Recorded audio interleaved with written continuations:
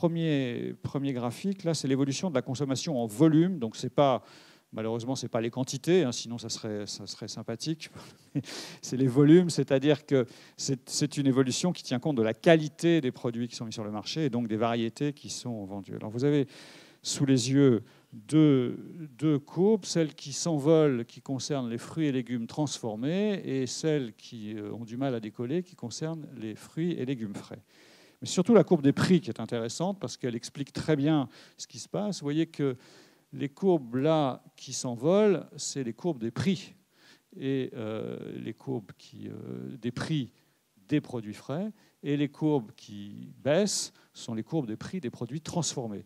Donc là, vous avez un mécanisme important au-delà de la commodité d'usage des produits transformés par rapport aux produits frais, mais un facteur extrêmement important, c'est que dans le long terme, compte tenu du fait, et ce n'est pas